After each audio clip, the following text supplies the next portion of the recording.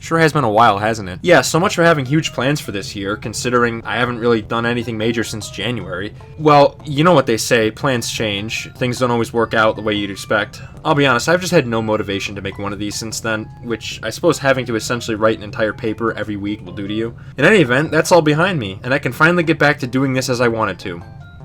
Several months ago. My life stinks. Now, this may not be obvious considering I've basically been radio silent the entire time, but behind the scenes, this interim of sorts has been very transformative. I've gotten my hands on a whole bunch of new equipment, I've refined my footage recording process to be almost foolproof, and I'm now able to create videos that I could have only dreamed of around this time a year ago. I'm looking forward to sharing what I've been up to with all of you, but I'm getting ahead of myself. These new skills I've been silently developing have put me in the mood to revisit some older topics and do them better than ever before. And since I'm sure you saw the video title, you know where this is going. One of my longer term subscribers might recall the Mainline Mario Marathon, a series of videos I did a while back where I covered every main platformer in the Super Mario series. If anyone even remembers that, it's probably the later episodes that come to mind, namely the ones from 2022. I don't really have much to say about them, to be honest. I may have been a little overzealous in arguing that I liked Odyssey more than the Galaxy games, and my attitude for some of those videos was very poor, especially 3D All-Stars, but other than that, I think they hold up fine enough. It's the older stuff from, my god, 3 years ago that actually needs the sledgehammer. I probably shouldn't have picked one of the worst times of my life to start doing this, but anyway, that year, coincidentally around the same month as I'm writing this, I started work on my first major game review project, which was, of course, the Mario Marathon. And, those early videos are not good. Terrible footage quality since I unironically recorded using composite and thought it looked acceptable. Awkward line deliveries. Glitched audio on the first couple parts because I was doing some pitch shifting shenanigans to avoid having to hear myself speak normally. Here the game is bogged down with much more annoyances, so I'm a lot less accepting of this. Crap audio quality in general. They've aged really badly and I'm embarrassed of them, okay? I can give these games a much better treatment these days. It's not even funny. So, that's what I'm doing. That being said, I don't want to start another huge marathon right now. I've got one on Sonic that's currently ongoing, albeit on hiatus due to severe technical difficulties. Fucking dolphin. So I had an idea. How about I cover all the 2D Mario games, front to back, in one singular beefer of a video? Assuming I don't split it into parts, because I might do that. I've considered it for a while now, thinking about whether it's too soon or if it's really worth it, but what ultimately set this in stone is a particular game release that you may have heard of last year. 2D Mario made a grand return following the Maker games with Super Mario Bros. Wonder, and having said I would cover the new Mario games as they released, in theory, that gave me the idea to go back and take a look at how we reached this point. I think it's a win-win. I get to apply new skills I've learned in the video making process to a topic that's desperately needed it for well over 2 years now, while also giving my current thoughts on the 2D games as a whole alongside the new one. And, you know, while I have the chance, I might as well cover these things as well. I mean, I'm always down to talk about some Mario games, because, as some of you may be aware, this is one of my favorite game series of all time, and has been for many years. So it's story time. I initially got into Mario a long time ago. I'm not sure exactly when because much of my childhood is a blur, but I had to have been well under 10 years old. My parents and other family members had an NES when they were children, and spent some amount of time playing the classic Mario games, so when I reached an appropriate age, they felt like they should pass those memories on to me and bridge the generational gap. Okay, I'll cut it with the sappy nonsense. They probably introduced me and my brother to Mario because they recognized him and knew his games would be a safe bet for us. Point is, I ended up with a Wii, which I still have to this day, in fact, complete with its iteration of New Super Mario Bros. Yeah, as it turns out, my first Mario game was one of these things. That didn't matter to me though. I love the game regardless, even if I was not good at it, and it introduced me to the series as a whole. As the years went by, I would experience the classics through the Wii's Virtual Console service, rest in peace, played a few of the 3D games, and got a DS for some of the portable entries. I did take a long break for a while as I got into other games, but once I started retro collecting, which itself is now a terrifyingly long time ago, I fell back in love with this series, and that's remained constant ever since. It's a series that I'll forever cherish because it's always been a spot of fun for me. I've tried to express my appreciation for it in a few ways over the years, namely with this channel, but again, I feel as though I've never had the proper skills to do so in a satisfactory manner looking back. Well, until today, that is. I hope. So buckle up, everyone. It's going to be a long ride. I can assure you that much. However, a few ground rules before I start, because you may end up noticing there's a few games seemingly missing from the bunch that, depending on your interpretation, should be covered here. For one, I'm not going to be talking about any spin-offs, the most notable of which being Yoshi's Island. People can argue all day about what classification fits it best, but for me, that game plays way too differently from a standard 2D Mario platformer, so I consider it a spin-off. It's the start of a whole new sub-series, not dissimilar to what Donkey Kong Country was for DK. I mean, Mario was a spin-off of DK to begin with. Do we consider it a Donkey Kong game? I think I've made my point. Yoshi's Island isn't a main series Mario game, to me anyway, and the Super Mario World 2 in its title was just put there for marketing purposes, so therefore I'm not talking about it here. Maybe one day, since I do have some things to say about it, especially after replaying it recently, but not now. Additionally, I'm not discussing the Mario Maker games because, well, I don't own a Wii U, and the servers were taken offline this year anyway, but also because I don't feel like getting Switch Online for Super Mario Maker 2, and I'd probably have nothing to say about the game to be honest. Finally, you may notice a distinct lack of Super Mario All-Stars as well as other remakes like Super Mario Bros. Deluxe or the Super Mario Advance series. In most cases, they're essentially the same as the original games, so I don't feel the need to cover them in extreme detail on their own. Whenever I do talk about these, it's going to be alongside the original games, but if you want my thoughts on them as collections as a whole, All-Stars is an amazing value, Advance is cool for its portability, and Deluxe is Deluxe. Anyway, with all that established, let's get right into this thing. Now, I'm going to try to keep the history lessons to a minimum in this video because I'm pretty sure you're all familiar with how Mario got his start. Hey look, I said try. I mean, he's only the most well-known video game character of all time. He first appeared in the original 1981 Donkey Kong arcade game created by Shigeru Miyamoto of toy company turned game developer Nintendo as Jumpman. This game then got popular enough for him to receive his own spin-off called Mario Bros. In 1983. The video game market crashed due to consumer confusion brought on by an oversaturation of poor quality software and hardware that same year. And then come 1985, Nintendo managed to bring it all back almost single-handedly with the launch of their iconic Nintendo Entertainment System, a redesigned version of their earlier family computer, or Famicom. Of course, at the center of this revival of the industry was everyone's favorite portly Italian plumber, starring in the now legendary Super Mario Bros. This was the game that really kickstarted Mario's career, and is ultimately the bedrock of the whole series. It may have grown and expanded considerably since then, like most long-running series do, as available technologies and sensibilities change, but in the end, none of that would have been possible had it not been for the foundation that this game provided all those years ago. You know, I find it crazy how this series was at one time just a spin-off of the Donkey Kong franchise, like I mentioned earlier. Mario has been such a relevant icon for so many decades at this point that it's hard to imagine a world without him, but at one point, he was just a generic protagonist with an even more generic name. However, once Super Mario Bros. Hit the scene, the series managed to grow into its own thing entirely and almost completely eclipsed the Big Ape for the better part of 9 or so years. That may seem crazy in retrospect because Super Mario Bros. 1 could be seen as quaint by a modern observer, but back then there really wasn't anything like this game. Practically everything up until that point had been simple high-score attack arcade titles. So I imagine it must have been seriously mind-blowing for the kids of the 80s to see this game, with its smooth scrolling, more intricate level layouts, and larger scope overall. It may not have been the first ever game of its kind, but it essentially pioneered the platforming genre as we know it today. No matter how much a given platformer may deviate from what the Mario series does, even to the point of being close to unrecognizable, it almost certainly takes some amount of inspiration from SMB1, whether directly or not. You get the point. Super Mario Bros. Is a strong candidate for the single most influential video game of all time, and I'm 100% sure the industry wouldn't have progressed nearly as quickly as it did had it not been for this game. However, with that said, how do I feel about SMB1 right now? This game has a special place for me in a way, considering it was the first retro Mario game I managed to finish. But I actually haven't played it in a while, and giving a game time and distance is one way for your opinion to potentially change. Well, let's start off with the premise. It's extremely simple, and since this is an NES game, it's all in the manual. Conveniently enough, I just so happen to own a complete in-box copy of this game, thanks to the generous donation of another NES and a bunch of games from a family member. 3 years ago.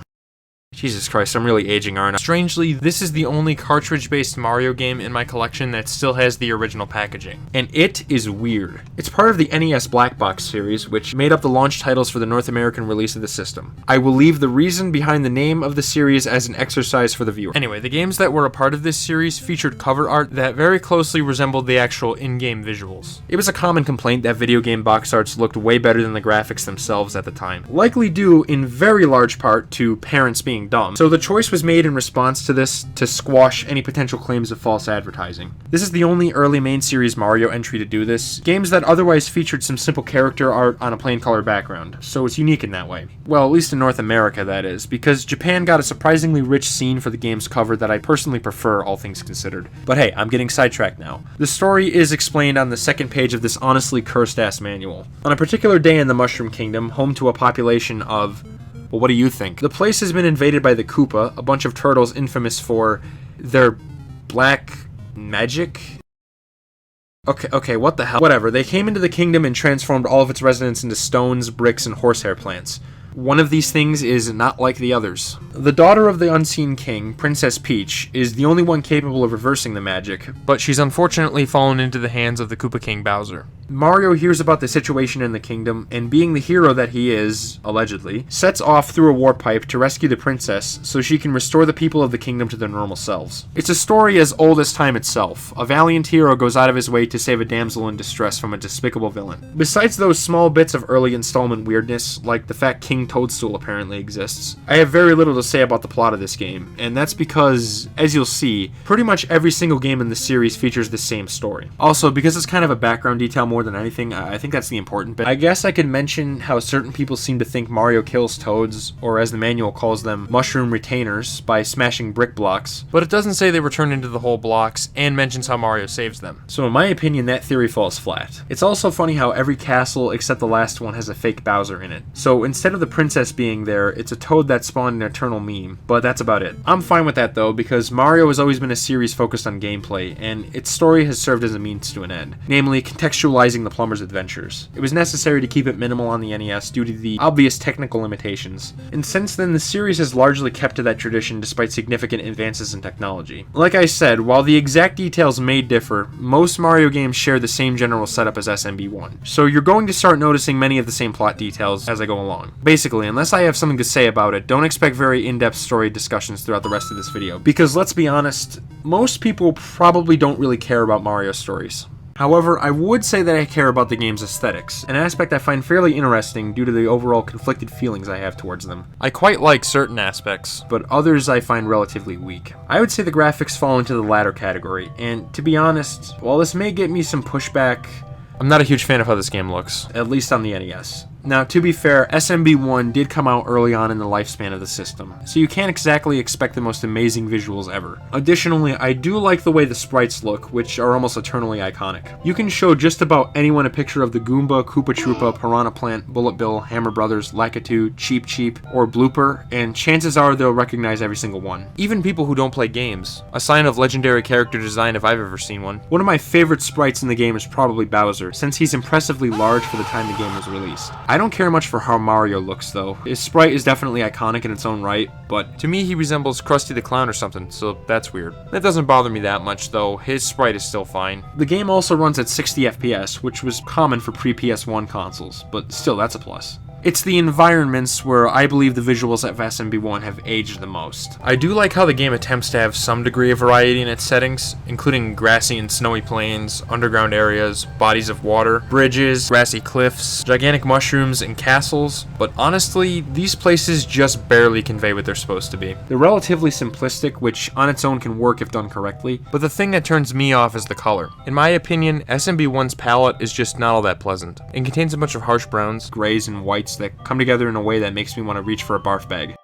Okay, not really, but you get my point. All the backgrounds are also a singular flat shade, you know, except for the clouds that are present in outdoor areas, which is pretty gross in my eyes. In general, everything kind of looks the same to me in this game, which would be fine if, again, the colors were less nasty. To reiterate, I get that this is an early NES game, so I can't fault it in particular. Its hardware was just not very well understood at the time, even by many of the people working for the company that manufactured the console in the first place. And to be fair, I'd even say some certain later stuff was worse in this regard. It's just, honestly, I'm not the biggest fan of how this console's early games looked, and I think they've aged poorly visually. But hey, this game got a remake on SNES for the Super Mario All-Stars collection, and wow, what an improvement it is. I've most likely been using footage of this version the most, and I think the reason why speaks for itself. That comparative explosion of color, the new details in both the sprites and environments that give them more life, the greater amount of visual variety in the game's levels that better represents where each one is supposed to take place, and the addition of true backgrounds makes SMB1 actually appealing to my eyes. And this game has never looked better, if you ask me. You may say that's an unfair comparison, and to some degree, maybe it is. But the way I see it, it's a remake of the same game, so comparing them was kind of the point. Am I supposed to sit here and pretend that the NES version looks better to me when I clearly think the opposite?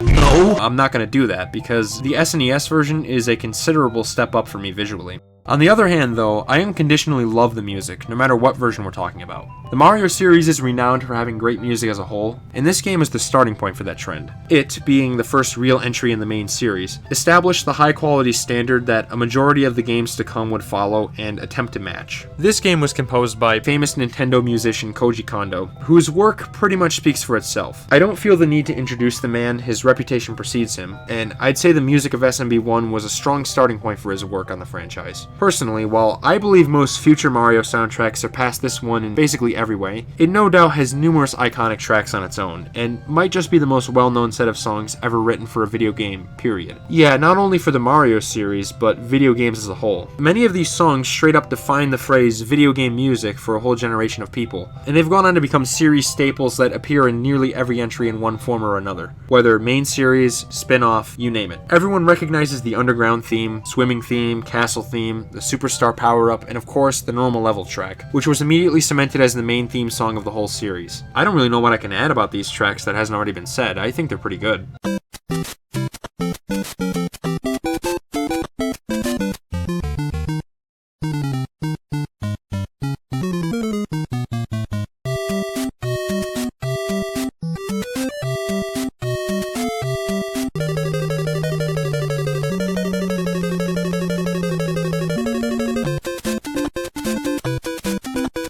And yes, I did call the Starman the Superstar. It's my video, I can do what I want. Although I will mention that I think the SNES version has superior instrumentation for some songs, namely the main theme. This version even adds a new title theme for the game, a remix of the Underwater song, which is a nice touch.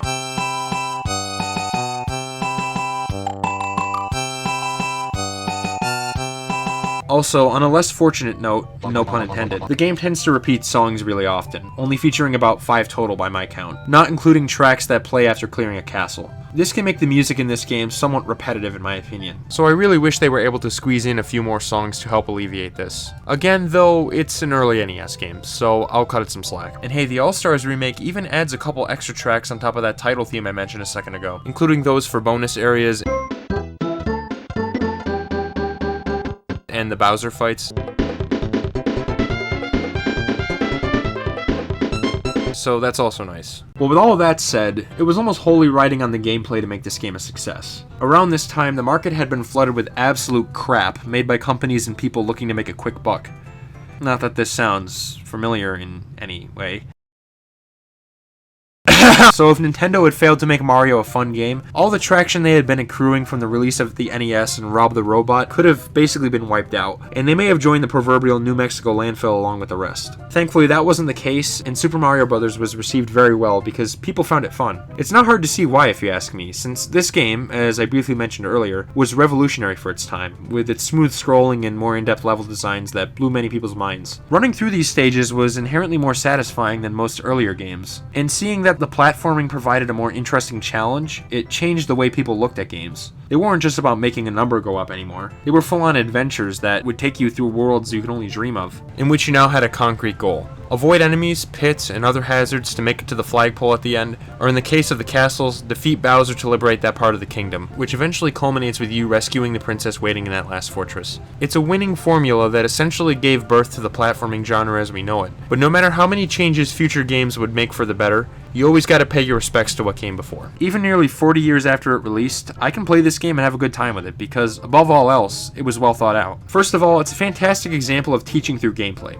I get that this is the 1,000,000,000th time you've heard this, but 1-1 was a really solid introduction to this series. It eased players in and taught them how every essential mechanic worked wordlessly, therefore setting them up for the journey ahead. However, that was just the beginning. To this day, it surprises me just how much they were able to achieve so long ago, especially in the realm of physics and exploration. alone. This game has a surprisingly advanced momentum system for its time, where you'll often have to build up enough speed to make jumps. If you know what you're doing, this can also be used to your advantage, and a skilled player will be able to control their jump height to fly through a level at incredible speeds, which is pretty cool. One of my favorite tricks is jumping while facing backwards, and then immediately doing so forwards after landing to accelerate a bit faster. It's subtle, and somewhat counterintuitive when I think about it, but I find it really fun to do. On top of that, this game also features numerous secrets for an observant player to find, including coin caches, extra lives, and even warp zones that let you skip ahead to a later world, which are usually accessed by having Mario run at the top of the screen in front of the scoreboard.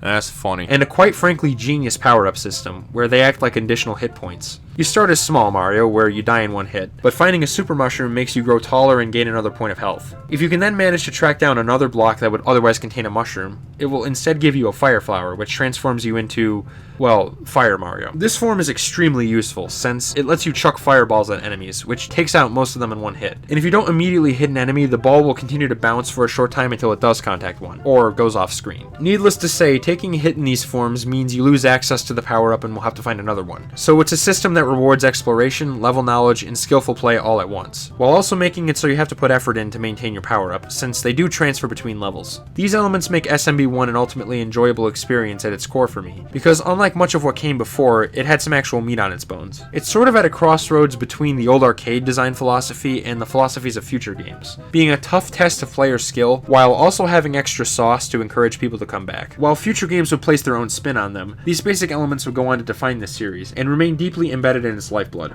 With all that being said, while I enjoy SMB1 and consider it pretty damn good at its core, especially for its time, I have my fair share of qualms with it. I have heard a fair amount of people begin to tout this game as their favorite in the series as of late, which is great, but personally, I just don't really see it. Again, don't get me wrong, I like this game, but I also don't think it's aged the most gracefully. For starters, Mario's controls are kind of clunky in my experience. Sure, I praise the momentum element as revolutionary, but honestly, Mario's actual handling doesn't feel all that great to me. He accelerates at a manageable pace, which is good, but his mid-air control is really stiff and awkward to deal with in my opinion, which can make correcting mistakes feel unnecessarily difficult, if not nearly impossible sometimes. On top of this, I feel the level design is fairly basic and rudimentary, as I've been saying to the point of sounding like a broken record, early NES game and all that, but still. While I did compliment the level design for having intricate elements, that's really only in comparison to what came before. On their own, most stages are essentially straight flat lines with enemies and hazards placed along them. Hell, in one case in the fifth world, There's one level in particular that's pretty much just that the whole time. I wouldn't say this is a bad thing in and of itself. and SMB1 serves as a good foundation for the series as a whole, but it's just that, a foundation. It's also not to mention the moments it gets a little clunkier, namely during these stupid castles that require you to take a specific path to move forward. These have nothing that indicate which way to go, or the fact that there's even a required sequence In the first place, except for the castle unceremoniously looping when you go the wrong way. which is rather dumb, and from what I can tell it was only done to extend playtime, because when you get down to it, this game is really short. Apart from that, however, the stage design is fine. I mean, I think it's fairly solid, but not anything that will blow your socks off, is all I'm trying to say. But in addition to that, there's also a few other dated things that tend to annoy me sometimes, related to the difficulty balancing. Mario 1 is, of course, a game from 1985, so it comes from a time when these things were less defined, and often fell back on design tendencies from the arcade era. This game doesn't have continues. So if you get a game over, it's back to square one, You'll have to start the entire thing over from the beginning, and there's no passwords. which will let you resume where you left off. Thankfully, there is at least a continue code that lets you return to the world you reached, which you activate by holding A when you press start after getting a game over. There's warp zones that let you quickly get to later worlds. And like I said, the game is quite short anyway. But still, it's a way that Mario 1 is showing its age. And that's why pretty much every one of its re-releases has improved on this in some way. The SNES version adds a save feature, although in that case, game overs still mean restarting a world, so it's basically just a more convenient version of the continue code. Also, because I have nowhere better to mention it, This remake makes a weird change to the brick physics.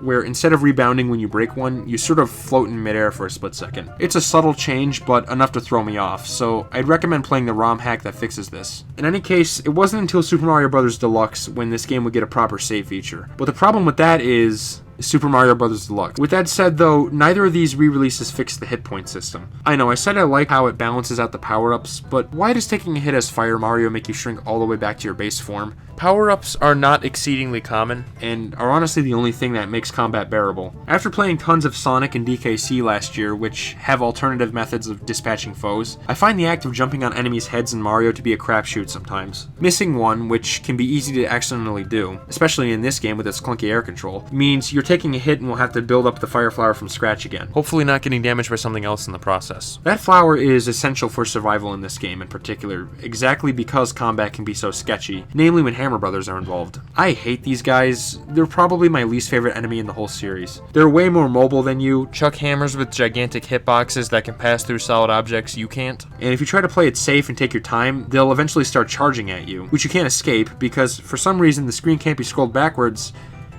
Yeah, it's not fun dealing with these guys, and even less so when you don't have a fire flower. Although, to be fair, I've always considered combat one of the weaker aspects of the platforming genre, so take that as you will. This also applies to the Bowser boss fights, which literally only require you to get past him and hit the axe that's present. Normally you do this by jumping over or running under him. But you can also take Bowser out with fireballs, or even just damage boost through him if you don't care about losing your power-up. Yeah, that's pretty lame, but I guess I'd rather the bosses be over with quickly. So... Also, screw the water levels. His bloopers are fucking annoying and his controls feel really awkward. Oh my god. You know, I kind of started to list off my grievances near the end there, and it took up well over half the discussion on how this game plays. But don't take that as me disliking it or whatever, Because as I said, I enjoy Mario 1 for what it is. and have a good time whenever I come back to it. I can't deny that it has great music, iconic sprites, and numerous gameplay systems that would go on to define a landmark series from video game history. It's just that, in retrospect, I find this game somewhat rough around the edges. Like they had just found something that worked, but due to inexperience with making this type of game, they made choices that probably weren't ideal or left in oversights that a more experienced team would have corrected. It's what you'd call first game syndrome, which may sound really derogatory to some, but in all honesty, I've always seen it as a simple way of describing the weird aspects of a first installment that only become apparent in retrospect. Super Mario Bros. 1 falls into that category for me. It's a solid game that I can come back to from time to time, but personally, I have a strong preference for most of what came after. Thankfully, more Mario was to come, because SMB1 sold extraordinarily well for its time. It's still in the top 10 best-selling games ever at the time of writing, in fact. Of course it was going to get a sequel. However, little did people at the time know, Mario was about to enter a period in his history that's... well, it's really weird, okay? Shortly after the release of SMB1, there was a version entitled Versus Super Mario Bros. That came out for arcades. This version was apparently multiplayer-centric, And being an arcade game, it had its difficulty greatly increased over the home console version. which included the addition of more enemies to existing levels and 6 all-new courses. Around the same time, Nintendo was also developing an add-on for the Famicom, which would use floppy disks instead of cartridges, under the very creative name Famicom Disk System, or FDS for short, This thing received some surprisingly high-profile stuff. including The Legend of Zelda and Metroid. Yeah, those games came out on this obscure add-on first. Isn't that something? Chip shortages are a hell of a thing, huh? Anyway, with Mario now established as the company's premier mascot, he was without a doubt going to receive a game on the FDS. The not so long awaited, but still awaited nonetheless, Super Mario Bros. 2. However, this would not be any ordinary sequel, as it would feature significantly higher difficulty than its predecessor, using both the new courses from Versus Super Mario Bros. Alongside all new ones, Mario 2 would go on to become the top-selling Famicom Disk System game. which compelled Nintendo of Japan to show it to their American division for a potential international release. However, when it reached product tester Howard Phillips, he was stunned by how absurdly difficult it was. Believing it to be a step too far even for Nintendo, whose console library had become infamous for being flooded with so-called Nintendo hard games, He thought that it wouldn't sell well, and would thus be a liability with the expenses that converting a disc game to cartridge would incur, let alone releasing the disc system in North America. It was a tough pill for the company to swallow, but they would have to look elsewhere for an international sequel to their iconic flagship game. And I already broke my promise about the history lessons, goddamn. Also, side note, but I swear I remember the title screen of this game having Mario jump on a sideways version of the logo. It's probably just the Mandela effect or something, but I swear I remember seeing that when I was playing this game on Virtual Console years ago. I don't know if I dreamed that, but I'm scared. So with that in mind, this game must really be something else then, huh? It was so hard that it was deemed too punishing for North America, a region where publishers would literally mandate ludicrous increases to difficulty, so people would be forced to buy a game instead of renting it. What About Lost Levels was so crushing that it was Left to rot as a Japanese exclusive entry on a forgotten console add-on. Well, I've actually played this thing before, more than once in fact. The uninitiated may be wondering how, and before you say it, I did not import a Famicom Disk System. I'm not that mental.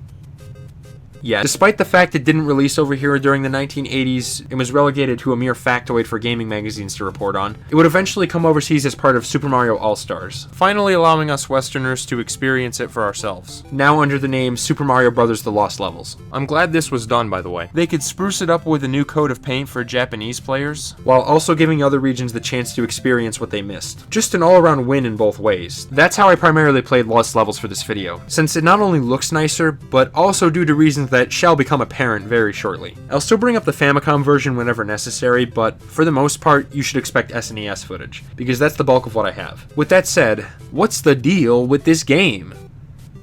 I'm very sorry for the Seinfeld. Well, first of all, this has to be one of the laziest entries in the series, at least aesthetically. It was marketed as a full-on sequel to SMB1, being called Super Mario Bros. 2 in Japan, and is even on a shiny new device. And yet, the visuals, art style, soundtrack, and story are identical to the previous game. Well, okay, to be fair, the graphics aren't wholly identical. Many of the environment tiles have been redesigned, and they look far worse, at least to my eyes. Take, for example, the ground on the standard overworld stages. As opposed to a cracked dirt-like texture that I don't mind the appearance of, it's this oversaturated, ugly cobblestone that absolutely sears my eyes to look at. The castle bricks look fine enough, and I do like how the clouds now have faces on them, but man, that ground texture is plain hideous in my opinion, and it's so frequently used in this game too, like every single level. Besides those changes though, it's unaltered from its predecessor, featuring the exact same sprites and music tracks. save for a few minor changes here and there, like giving the mushrooms eyes. What the hell? I can see why Nintendo of America chose not to release the game in the West based on that alone. It may have failed to capture people's interest because it makes so few improvements over the first game's visuals. Now, to be fair to Lost Levels, it did come out a mere 9 months after the original, so I guess I can't expect a massive step up. But there's countless examples I can point to where a series went through some progression in this respect in a fairly short span of time, so yeah. At the very least, the All-Stars version makes the game actually pleasant to look at, with its greater amount of colors and more detailed assets. Naturally, it does reuse the same graphical style from the SMB1 remake, but at the minimum, I can say it generally looks good.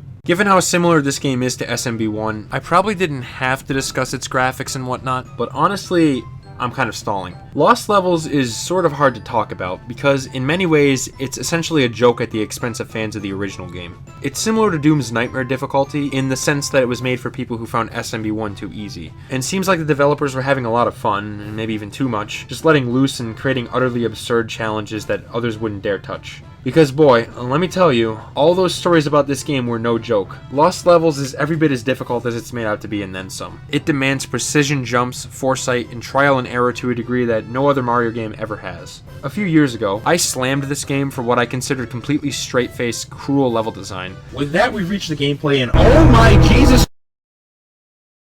I'm not kidding when I say this game probably has some of the worst level design I've ever seen. But I was just ignorant of the context of this being a game made that way intentionally. Not that this excuses poor design, but the way I acted before was as if this game was made with a tongue completely removed from the cheek.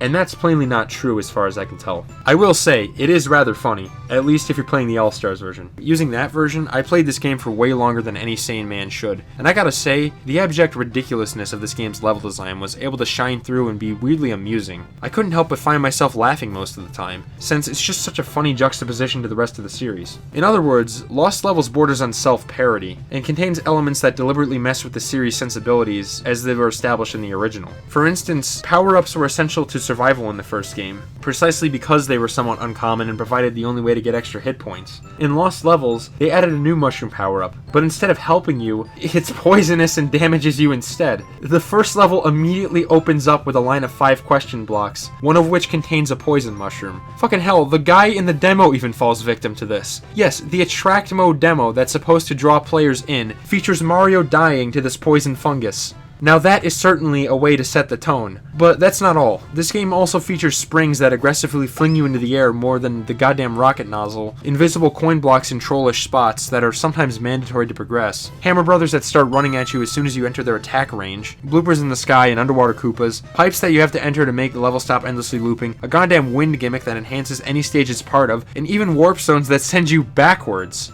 It's insane. It legitimately feels like a collection of those ridiculous Kaizo or Mario Maker levels, except it's 100% real and official. No doubt, Lost Levels was a huge inspiration behind those ludicrously hard fan-made creations. Because again, the difficulty is so bullshit that it wraps around to being hilarious, due to how strongly it goes against what you expect from a Mario game. This game got some pretty good laughs out of me, and I was weirdly kind of enjoying myself. Not because of what the game was, but rather what it represented, if that makes sense. But if I had to decide whether those things mean it's a good game, yeah, absolutely not. I can't in good conscience say that this game is actually well designed. These castles in particular, I mean, good lord. Not even the comedic aspects can save those from being tedious and plainly not fun. Remember those pick-a-path castles from when I discussed the first game a few minutes ago? Remember how not fun they were and how much I said I didn't like them? Well, they're back, and with a vengeance, being 10 times worse in my opinion, since they're so specific with what path you have to take. And that path is often deliberately the most annoying one possible. Also, there's way too many fire-based hazards in these stages that can surprise you out of nowhere. Personally, I think they should have made it more clear in the All-Stars menu that this was not meant to be taken seriously. As is, they market it as a normal unreleased game and nothing else, so an unsuspecting fan could potentially play it without the context of it basically being a joke game and be completely blindsided by how ruthless it is. Additionally, the All-Stars version is more or less necessary to appreciate this, because it saves by level rather than by world. That's a bit irritating to learn, given how SMB1 doesn't have that on the same collection, so they were more than capable of including a true save feature in that remake, but I digress. The Famicom original does have unlimited continues, however game over sends you back to the start of the world. That on its own is enough to make this amusing joke game into a nearly unplayable mess, at least for me. I mean, I guess you could use save states, but I don't do that. Also, there's some bonus content present, Worlds 9 and A through D, but I can't be bothered to unlock them. You have to beat the game so many times to access these worlds. Well, on Famicom at least, but still, I couldn't be arsed to finish this even on SNES. I just got tired of it after a while. And then there's the version of this game included in Mario Deluxe.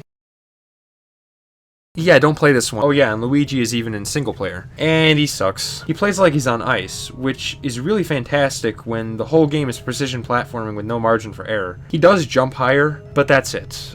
Don't play as Luigi. As a result of these things, I think Nintendo of America made the right call in not releasing this overseas, because it may well have destroyed the goodwill the series had established. Overall, this is a very bizarre and conflicting video game. Looking at it objectively, I can't in good conscience call Super Mario Bros. The Lost Levels a good game, and it's probably the worst in the series from that standpoint, at least in my opinion. It's 32 levels, plus some extra if you really like pain, of horseshit design, and I don't think that's excusable in any way. However, if you consider this game's intent, it does at least soften the blow considerably. This time around, I was able to appreciate the game in a weird, masochistic way, and get loads of ironic enjoyment out of it. I wasn't having fun because of the game, but in spite of it, due to how funny it could get. This right here is the only conceivable way, in my eyes anyhow, that genuine enjoyment can come from this. If you don't take this game seriously and shut your brain off while laughing at the absurdity, it can be pretty damn funny. But again, I wouldn't say this makes the game actually unironically good. It's great for some sarcastic fun, but not much else. And even then, the joke eventually ran stale after a while, and I gave up out of exhaustion.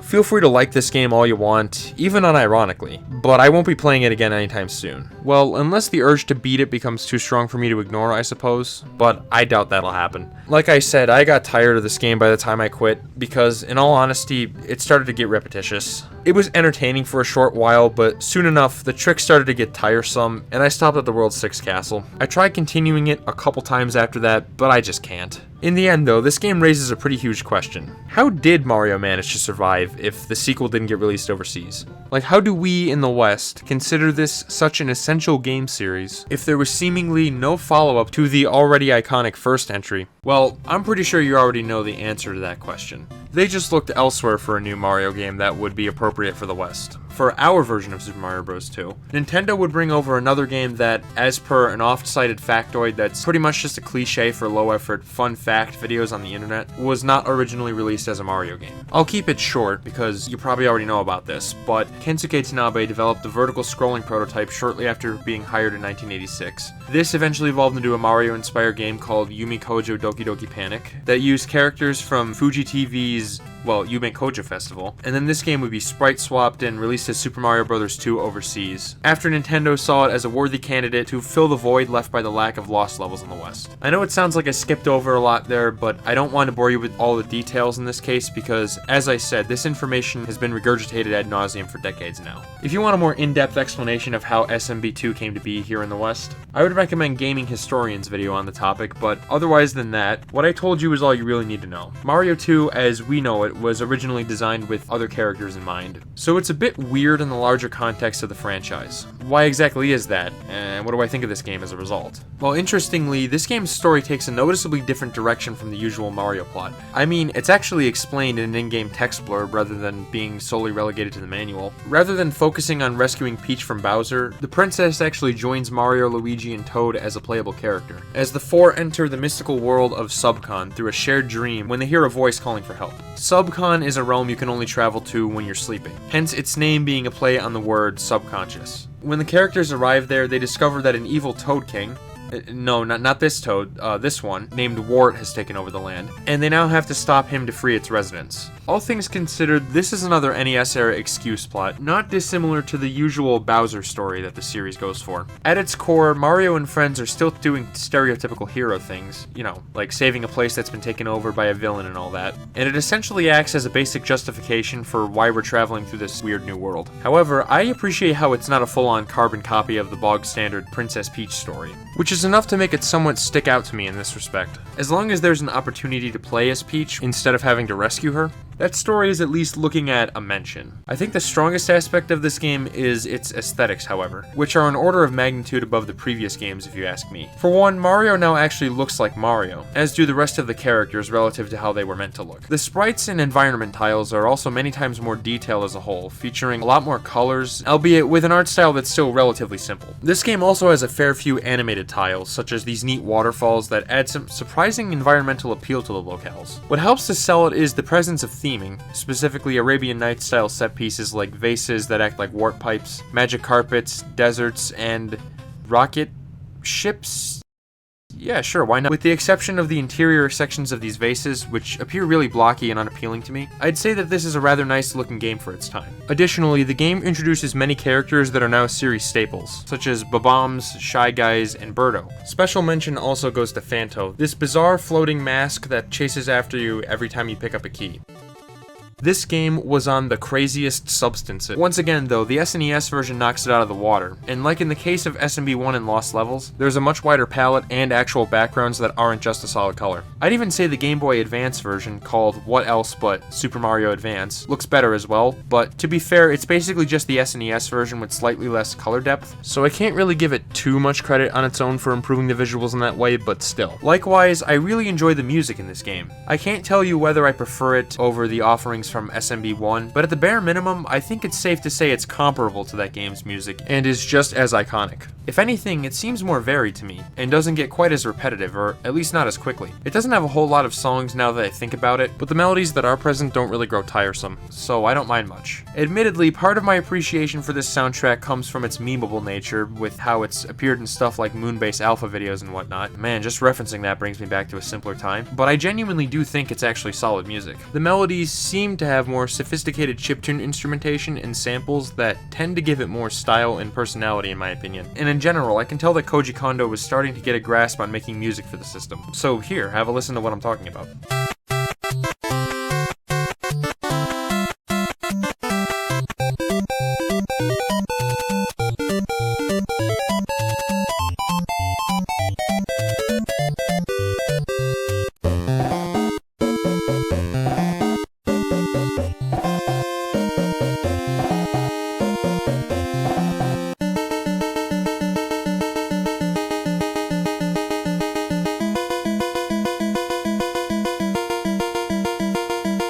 I guarantee, like SMB1, you recognized at least one of those songs, because they're really memorable. With that being said, I personally prefer the GBA version's soundtrack overall because it comes off as more energetic and even atmospheric to me. Yeah, sure, the instrumentation is less clear than the other platforms, but in this case, that doesn't really bother me. I mean, take for example, the Underground theme.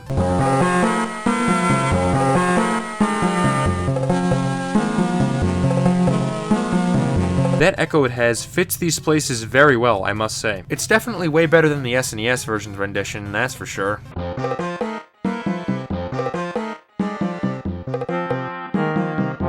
Ooh, that's gross. Definitely the worst musical conversion on the All-Stars collection, in my opinion at least. Some tracks are fine, but I just don't really care for the SNES version of this soundtrack. Not sure how other people feel about that. But honestly, I don't know what to tell you. I'm just not really a fan of how this rendition turned out. Gameplay-wise, SMB2 is, as I mentioned earlier, a bit different from the norm as far as the Mario series goes. This shouldn't be too surprising, because it was of course converted from a game that originally wasn't a Mario title, and was merely inspired by the series. I'd say it still feels like a Mario game due to that inspiration, insofar as it's all about platforming and reaching the end of each stage with some light exploration elements thrown in, but there's some aspects that are pretty unique. Namely, the way that combat works has been changed considerably. Instead of enemies dying when you jump on their heads, you're able to stand on them indefinitely and go on a ride. From here you can then press the action button, or in this case B, to pick them up, after which you can throw them at other enemies to take them out. In addition, there's radishes and other plants littered all over the ground, which usually give you a vegetable to chuck at enemies to achieve the same thing whenever you uproot them.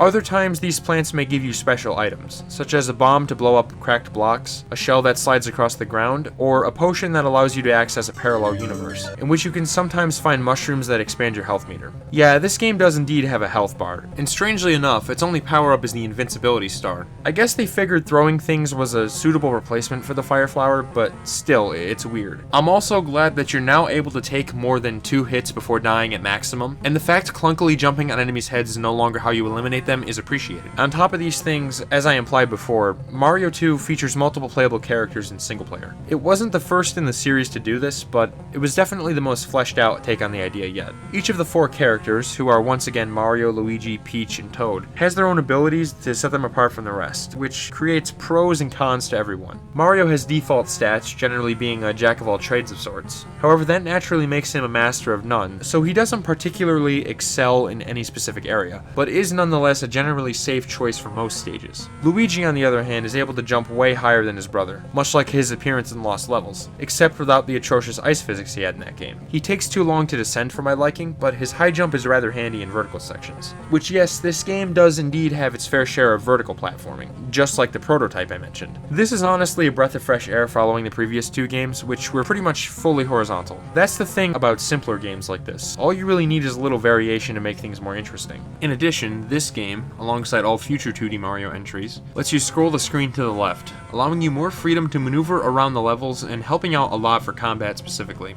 I'm glad this finally got changed, because I was really starting to get tired of this limitation of the previous engine. But in any case, Peach is able to float for a brief moment, which is obviously amazing for platforming, but she's relatively slow and takes a while to pick things up, which can be troublesome on boss fights. Toad, on the other hand, is probably the worst for platforming overall, since he can't jump very high, but to compensate, he's the fastest character and picks up objects almost instantly, which makes him the ideal choice for combat. I quite like this system, since it provides an element of strategy not many Mario games have. All of the characters control pretty decently, quite a bit better than either of the previous games to be frank, but when choosing which one is the best fit for any given situation, you'll have to take into account all these control differences that may or may not be advantageous. In other words, sometimes you might have to weigh your options and choose a character that may have a weakness for a stage you're about to play, so that you can benefit in another area. Usually I end up picking Peach due to her platforming abilities, but just know that all 4 characters are useful in some situations, especially because the game now has a super jump you can do by crouching for a few seconds to charge it up. I just wish you could swap characters every time you die instead of when starting a level, because as is, it's quite counterproductive to experimentation, which I'd say is what makes systems like this appealing to begin with.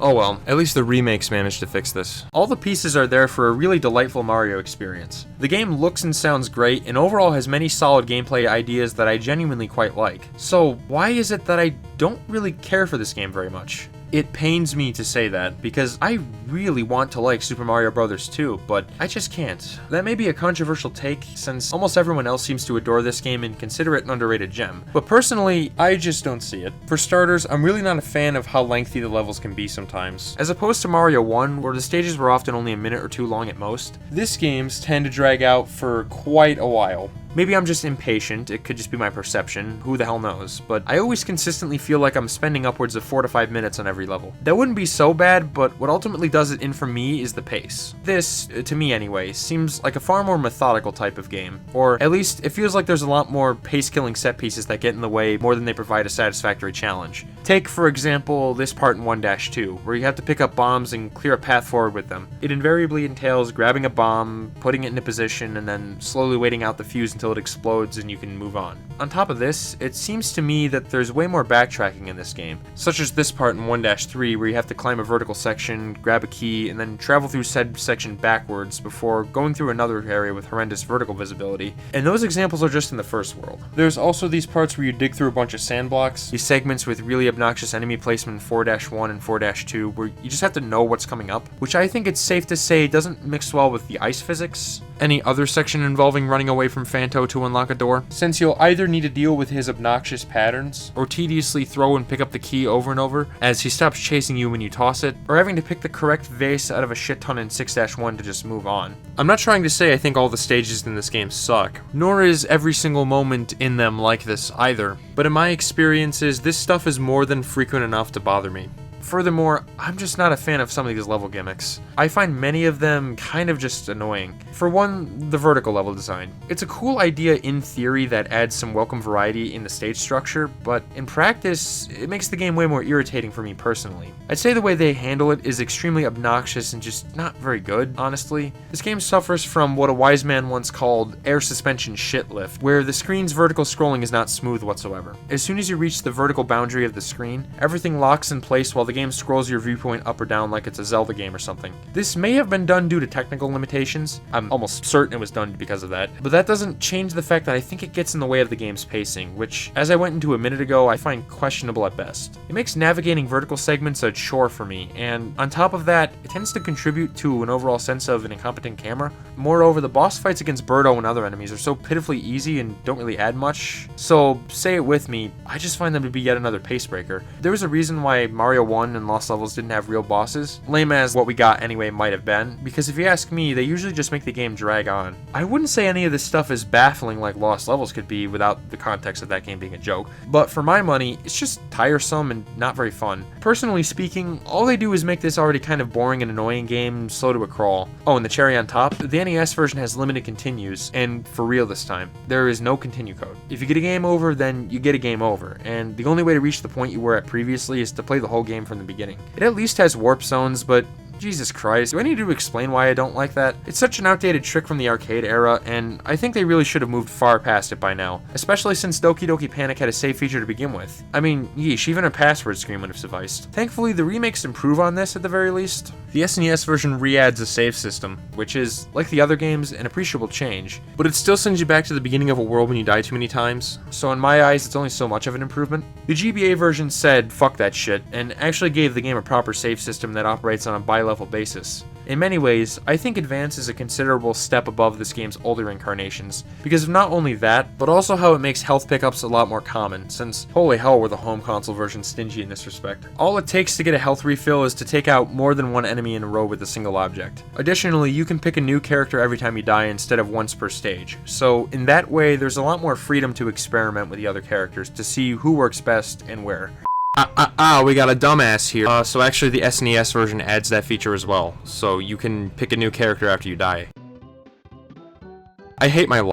Unfortunately though, I find the controls noticeably more slippery than either of the previous versions, so I still wouldn't say I'm particularly fond of this remake. However, even with those things aside, Mario Advance is still Mario 2 USA at its heart, which, as far as I'm concerned, is a mixed, subpar game by the standards of this franchise. I just don't care for it, and no matter how many times I've given it a chance and tried to enjoy it, or tried to convince myself that I was enjoying it, I've always came away just not really liking it that much. I only finished this game once on GBA, and honestly, that's all I need.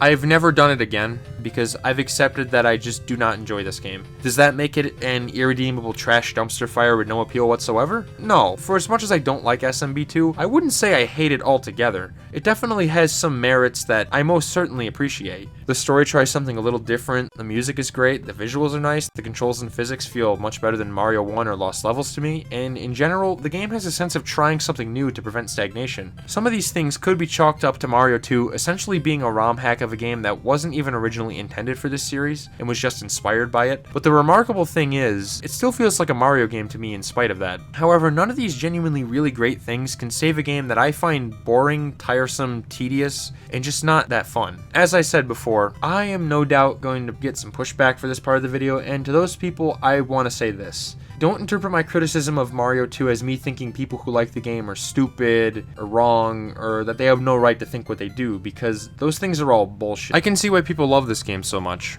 And maybe the things I cited as issues are the reasons you like the game as much as you do. There's nothing wrong with that. And I'm glad you were able to find enjoyment in a game that I personally didn't. Keep on loving what you love and never let anyone tell you otherwise. That's something I really wish everyone would acknowledge. You know, the internet, especially social media, would be such a better place if they did. But anyway, that's an entirely different can of worms I have no desire to crack open. I've been yapping about this for a while now, but trust me, we're just getting started with this son of a bitch. It's high time we got to the real meat of this behemoth of a video.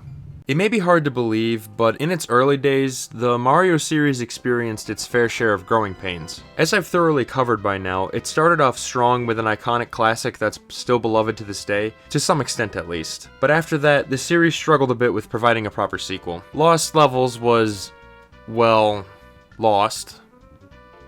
That's the kind of hard-hitting analysis you signed up for when you clicked on this godforsaken piece of shit. Because it was considered hard to the point of consumer alienation, so I'm sure it was a huge relief when the reskin of Doki Doki Panic that we received managed to sell like hotcakes. I personally may not care for it much, but the numbers in public perception don't lie. It saved the Mario series from dying prematurely and falling into obscurity along with many other failed mascots, and proved that the original game wasn't just lightning in a bottle. As that was going on, however, Nintendo of Japan was simultaneously hard at work on the next big entry in the series. That, of course, being Super Mario Bros. 3, with which they were aiming to create the ultimate Mario experience. Due to the troubles they were facing with localizing a sequel, Mario 3 would have to remain a Japan exclusive for the time being, and with the chip shortage gradually coming to an end, it would once again use cartridges. Its development was surprisingly experimental, and the game was even apparently going to be an isometric platformer at one point. For particularly observant viewers, this may sound familiar, because it was actually the original plans for Sonic the Hedgehog 3 as well. Yeah, Mario and Sonic both had the same idea for their third,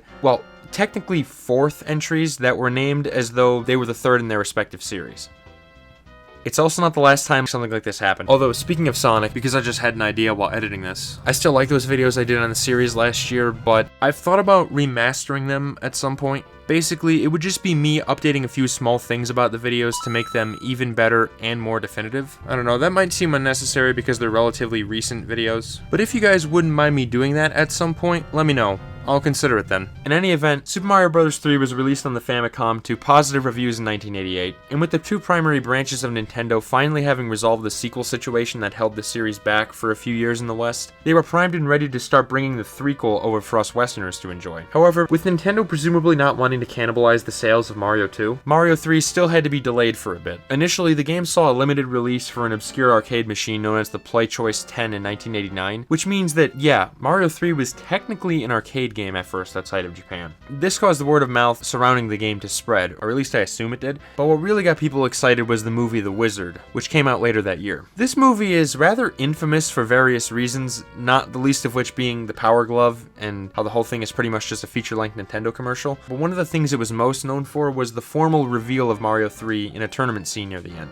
Without a doubt in my mind, this part immediately became the wet dream of every Nintendo fan in the US, Europe, and any other Western region, since the official release of the game on the NES was still yet to come. In this sense, you could say that Mario 3 was the first hotly anticipated game release, at least on a large scale. I mean, just look at this commercial they rendered on a Symbolics Lisp machine. This was expected to be a huge event.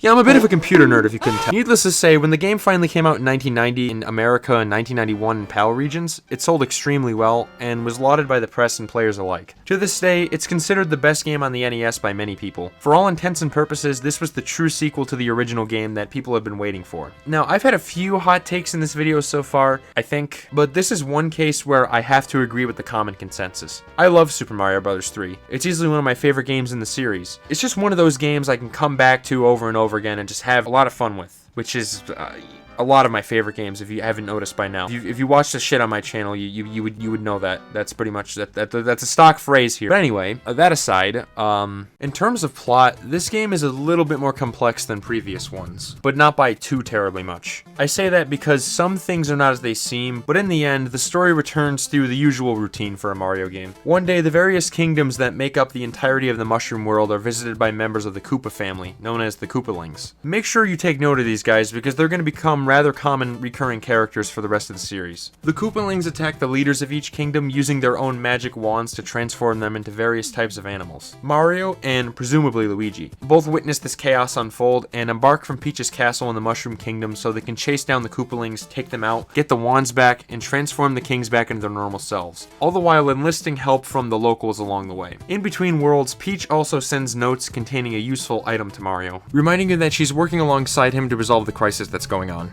This, as expected, sets up the typical 8 worlds you have to run through, and in each one, the Koopaling attempts to get away in an airship before Mario gets up there and kicks the shit out of them. All seems normal, until the moment Mario liberates the 7th kingdom, Pipe Maze, from Koopa control. Upon making his way back to Peach's castle, the princess is nowhere to be found, and all that's left is a note from none other than Bowser addressed to him. The Koopa King informs Mario that he's been duped, and that everything we just spent the whole game fixing was an intentional distraction so he could swoop in, abduct Peach, and bring her to his fortress. Now, Mario will have to brave the treacherous landscape surrounding Bowser's castle so he can rescue the princess and save the day.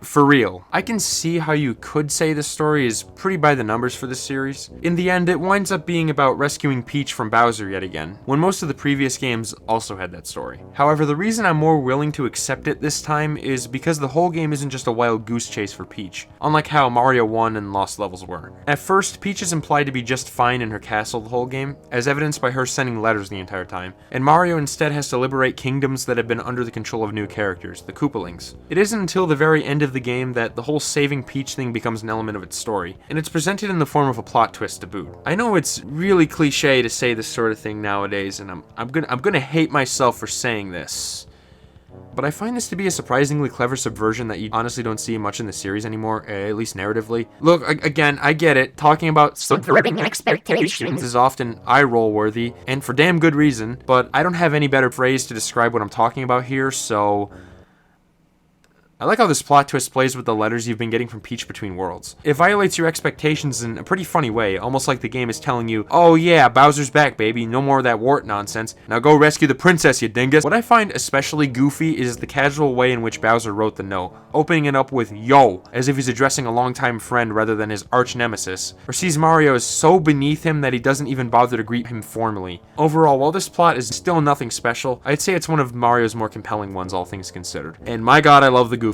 but anyway. But with that said, where this game really starts showcasing the growth this series has gone through is with its aesthetics, both visually and musically. On the subject of graphics, this game really pulls out all the stops, producing the best looking game in the original 8-bit Mario quadrilogy, in my opinion at least. At the heart of the operation is a special custom-made chip called the MMC3 ASIC, which stands for Memory Management Controller and Application Specific Integrated Circuit. This chip helps the NES with rendering advanced graphical effects it wouldn't have been able to display otherwise. Chiefly, it allowed the screen to be split into multiple sectors, which could then be scrolled independently of one another. In Mario 3, this effect is utilized to render a more detailed status bar at the bottom of the screen, which is always present there and remains static for basically the whole game, as opposed to the scoreboard-like displays from the previous games that were laid over the top of the screen. The real trick here, though, is how the actual gameplay visual is able to move around and scroll without affecting the status bar, which, as I said, is what the MMC3 chip specialized in. Additionally, the screen can now smoothly scroll in all sorts of directions, including vertically and even diagonally.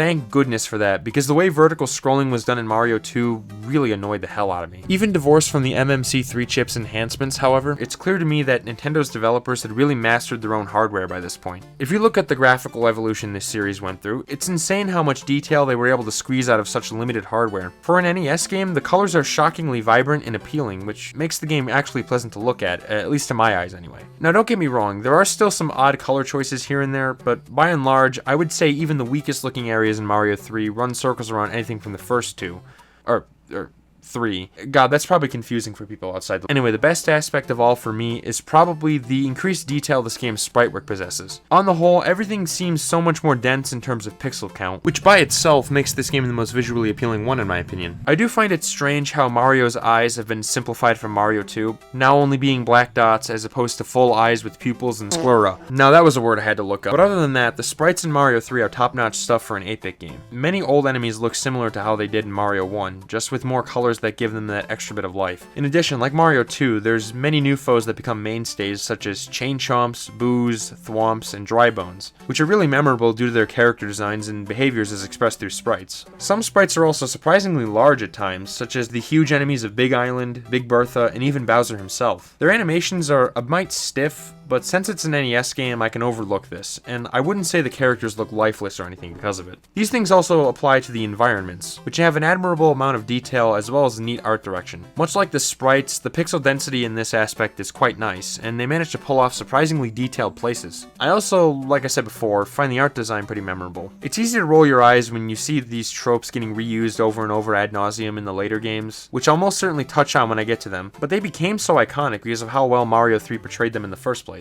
Some examples that immediately jump out to me are Big Island, for obvious reasons, Oceanside because of its sunny beach-like traits, The Sky due to its fantastical elements, and Castle of Koopa, which is one step away from earning the game a higher ESRB rating.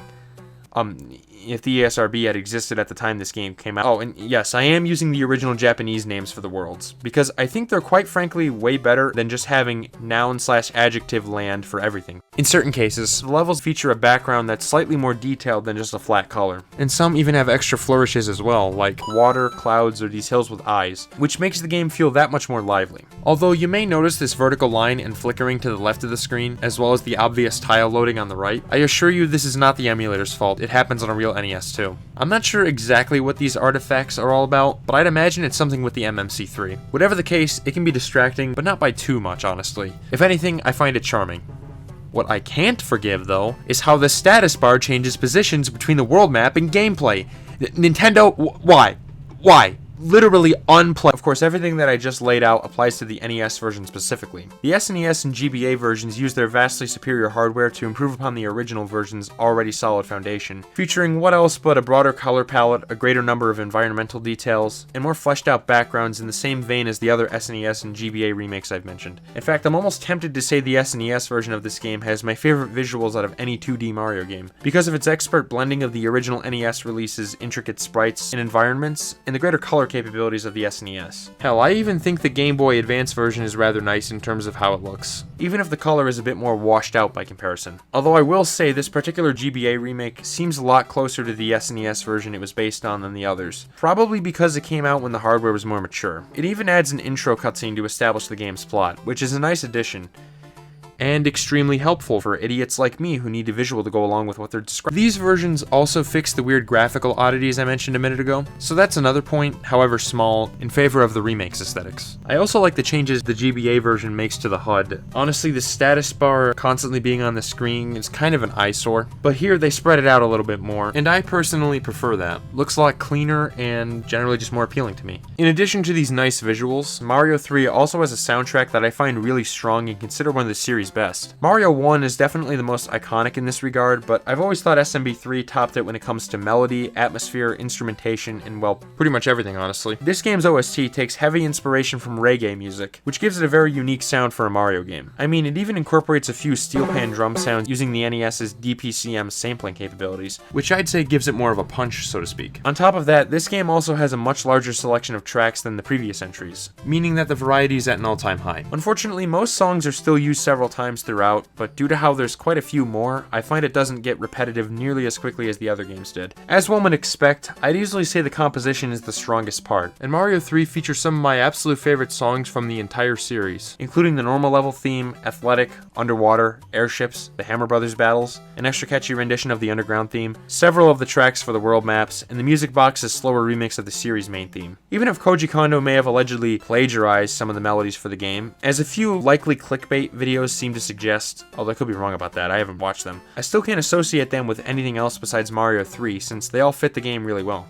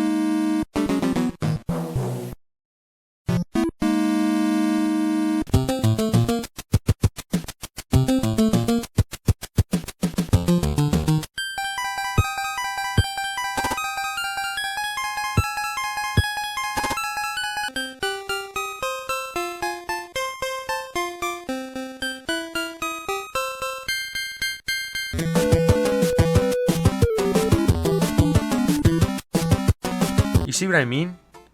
Wait, didn't I say that in the last segment? Whatever. It's excellent stuff, don't you think? As is expected, the remakes also update the sound font to be technically more advanced, using MIDI or however you pronounce it, based samples. And while I think they still sound great in their own right, and even have a few versions of certain tracks that I prefer, such as these ones,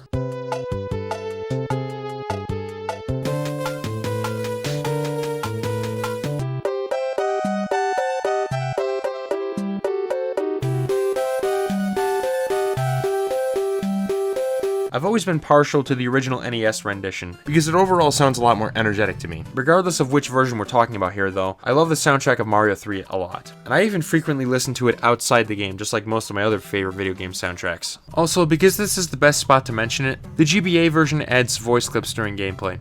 Let's go! Just what I needed! The other Mario Advance remakes do this as well, but I didn't bring it up when discussing Advance 1 because, unlike what most people seem to think, these voice lines really don't bother me at all. If anything, they inject a bit more character into the games and make them feel more lively. Even if Mario does repeat the same ones from time to time. I wasn't even going to bring these up, but if I didn't, I know for sure I'd get some comments about it, so here you are. Having said all of that though, the primary reason as to why I enjoy this game so much is how it cleans up the series' gameplay formula. Put simply, this is easily the most fleshed out and refined incarnation yet, and to me feels like the true sequel they had always wanted to make since the original game came out. For starters, we have Mario's handling. This game controls the best out of any entry in the series so far, or at least I would say so anyway. Gone are the days of clunky movement and physics that actively impede the platforming sometimes. Mario's controls now feel on par with future installments in terms of ease of use. Whereas before, making simple jumps could sometimes be a much larger pain than was probably intended due to Mario's janky controls, and the developers not really knowing any better because of inexperience, he's a lot more free-flowing here, and consequently platforming is pretty much effortless. This is primarily because the mid-air control has been increased tenfold, being in line with Mario 2 USA. Admittedly, after thinking about it, I guess I can't give all the credit to this game for the increase in control quality, because Mario 2 USA handled decently in my opinion, but it almost doesn't matter to me, as honestly, Mario 3 is way better in this regard anyway. Now I'm able to correct any mistakes I might make before they lead to damage or a death, without any sort of edge cases where the controls actively impede my ability to do so. It's still really easy to die if you're not careful, but at the very least, I feel like all the mistakes I make are my own fault in this game, rather than feeling like the product of clunky or unresponsive physics. I'd also say Mario's acceleration has been tweaked for the better. To me, it feels a lot more gradual and manageable than any of the previous entries, which could occasionally feel jittery or slightly unnatural at times, especially Mario 1, and Lost Levels by extension. By the way, for those who are confused, I'm comparing this game to the first one and Lost Levels a lot, because it's much closer in spirit to them, featuring the same general gameplay mechanics and direction. And not to mention, this was the sequel to Lost Levels in Japan, entering development shortly after that game came out. And more to the point, well before the Western Super Mario Bros. 2 would release. So in my opinion, it's a much more appropriate frame of reference than the Doki Doki Panic reskin we got. Anyway, that aside, Mario's tweaked acceleration makes planning and executing tricky jumps a little easier for me, because now it feels like I have better intuition for the length of gaps and whether or not I'll be able to make a given jump. I could also generally get a feel for the same thing in Mario 1, but here it's a bit more forgiving in my experience. Further adding on to that amazing game feel is a new mechanic this game adds, that being P-Speed. As far as I know, that's not the official name for it, but it might as well be because, yeah, you get it. The way this mechanic works is simple. As you run without stopping, Mario's speed gradually builds up, as does a meter on the status bar at the bottom of the screen. When the meter reaches its maximum value, Mario stretches out his arms beside him, at which point you're able to jump way further than normal. Yeah, go ahead and insert some anime joke here, like my former self did, but I think that's a pretty clever visual signifier for the mechanic. It's crazy how much proper cues can positively enhance the way a game feels, you know? Anywho, I love using this ability, since it adds a fair bit of depth to the moment-to-moment gameplay. It encourages mastering Mario's moveset, which pays off with the player being able to speed through the game like never before. There's nothing quite like the feeling of maintaining a string of unbroken movement, and while I'm not personally at the level of, you know,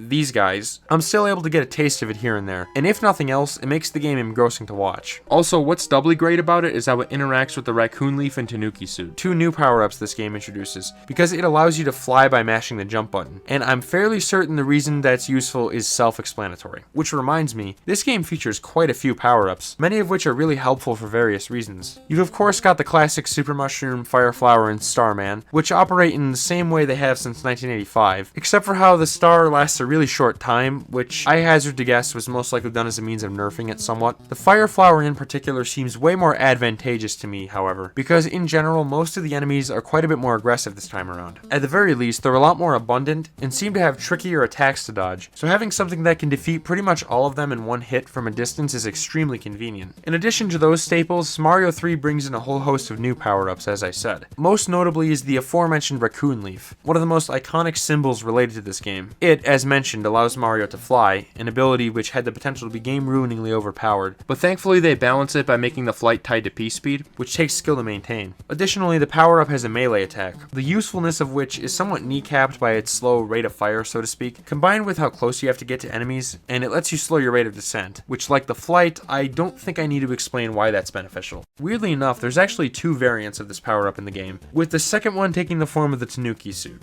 On a somewhat unrelated note, there's statues of Tanukis in Japan that have huge sacks. No, seriously, look it up, it's true. Anyway, this suit references the Tanuki's legendary ability to become a statue by letting Mario...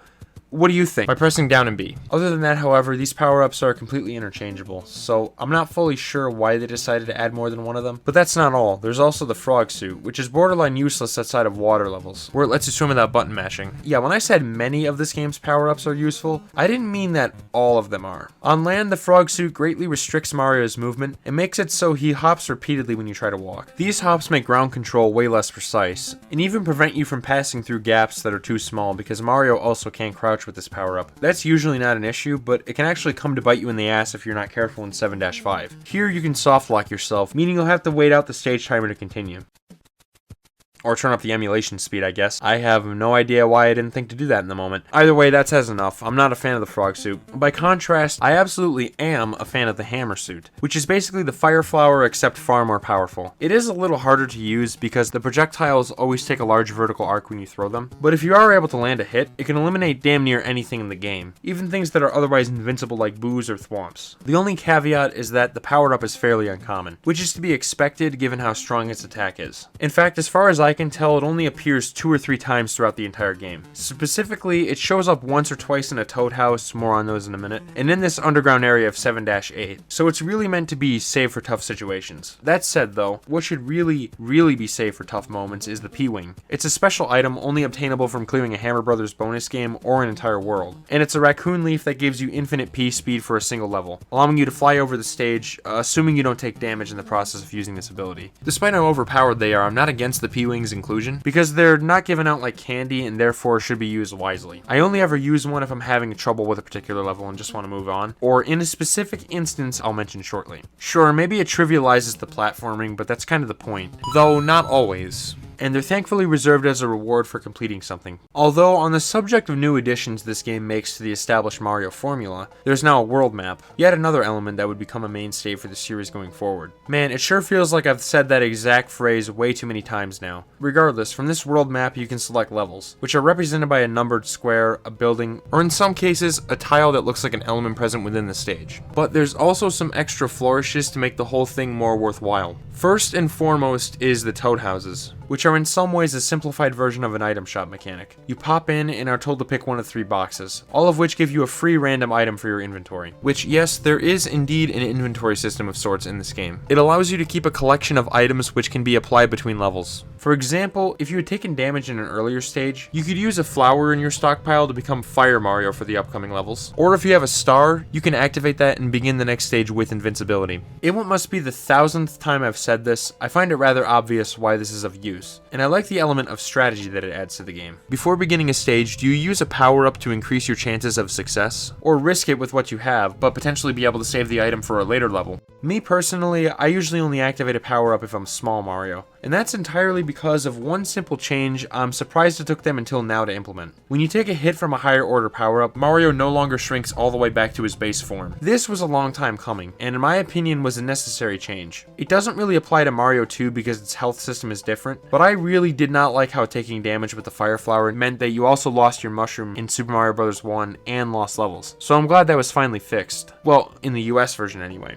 The The original Famicom version still has the old system, so good thing that was changed. But that's not all. Mario 3 also has a few items that are exclusively used on the world map, or can otherwise solely be obtained outside the game's actual levels. These include the aforementioned P-Wing, as well as items that affect something on the world map itself, like the hammers, clouds, or music boxes. Hammers allow you to break rocks, which opens a path to potentially skip a stage or access some hidden goodies. Clouds enable you to bypass a single numbered level, and music boxes put Hammer Brothers that wander the map screen to sleep, letting you avoid their fights. These items all have cases where they come in handy, but I honestly rarely find myself using them, because I like playing every stage in the game. Also, speaking of those Hammer Brothers, they're basically a toad house with a challenge attached. Running into one of them puts you in a quick bonus challenge, in which you have to fight a certain number of the bastards that nets you an item upon completion. Typically, a star or a world map exclusive item. These guys can sometimes be a real nuisance, especially if you get the dreaded Hammer Brothers Marathon, where they take an abnormally long amount of time to pick a spot to stop, since they can only stand on non-utility tiles. You know, these small coin looking ones. I've seen this happen once before and it confused the shit out of me. Dying to one of them is also the most frustrating thing ever, because by all rights, you shouldn't lose a life on a bonus challenge, but ultimately, I'd say they're nice to have. I just recommend using a star on them to guarantee a swift victory, especially because losing can potentially get you into a loop of them walking right back onto the spot you were last in beyond your control, which forces you into the fight without being able to use a power-up beforehand. Yeah, that's really not fun to deal with whenever it happens. Naturally, I would be remiss if I also didn't mention what's arguably the game's most iconic item, the warp whistle. There's 3 of these in the game, and they act as its version of the warp zones from prior entries. All of them are hidden in rather cryptic spots within the first 2 worlds. The first is found in 1-3 by crouching on this white block and running behind the end of the stage. Another is up here in the World 1 fortress, and the last is obtained from a Hammer Brother hidden past this rock in World 2. Using one brings you to a special area, referred to as World 9, in which there are pipes that lead to later worlds. If you manage to track down multiple whistles, you can use another one while on this screen to immediately be taken to World 8, which is actually the only way to reach the bottom pipe that leads there short of using a whistle in World 7. Ever since my first time clearing this game warpless, I tend to complete as many worlds as I can to get the most out of my playthroughs, especially because using the warps leaves you severely understocked with items and lives. I usually tend to go out of my way to get at least one of these, however, because World 5 has a potential soft lock in it, and unlike 7-5, this is permanent. If you happen to encounter it, your playthrough is potentially over entirely.